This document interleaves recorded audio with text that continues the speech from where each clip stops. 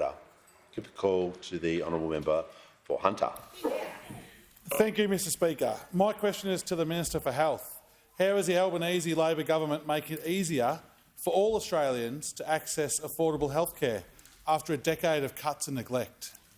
Call to the Minister for Health and Aged Care. Well, thank you, Speaker, and I thank the member for Hunter for his question and for all his hard work delivering cheaper, better health care in the Hunter Valley. Things like establishing the Cessnock Urgent Care Clinic and resurrecting the terrific GP access after-hours service in that area.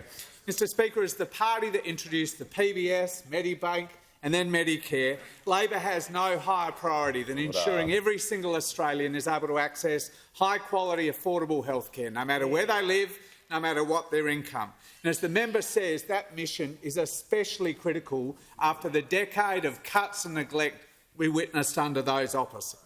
We came to government, Mr Speaker, promising to strengthen Medicare and deliver cheaper medicines. And the Treasurer's responsible budget management not only delivered the first surplus in 15 years, it also made room for landmark investments to deliver on that promise, a position that could not be more different from the position of the former government that didn't manage a single surplus in their decade of office and had a record of shocking cuts to Medicare, initiated, of course, by the Leader of the Opposition when he was the Health Minister. Because, Mr Speaker, Australians will never forget that the Leader of the Opposition, as Health Minister in his first budget, tried to abolish bulk billing altogether and make every single Australian pay a fee every single time they went to the doctor. And when he couldn't get that through the parliament, Mr Speaker, he froze the Medicare rebate for 6 long years, ripping billions of dollars out of Medicare. Our first budget contained the biggest ever investment in bulk billing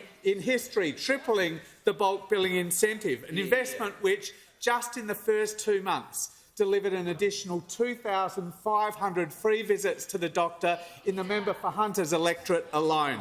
The Leader of the Opposition's first budget also, as Health Minister, tried to jack up the price of medicines by up to $5 a script, the centrepiece of his dearer medicines policy.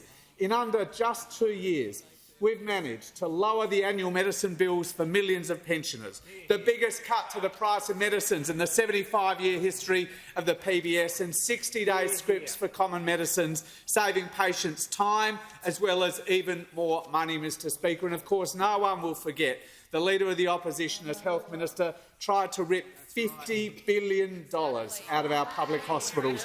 $50 billion. While this Prime Minister, by contrast, agreed a landmark new funding arrangement with premiers and chief ministers in December that will deliver an additional $14 billion in extra funds over the next 5 years for our important public hospitals. Stronger medicines, cheaper medicines. That's what you get under this government, Mr Speaker. All we got under the Leader of the Opposition was cuts and chaos.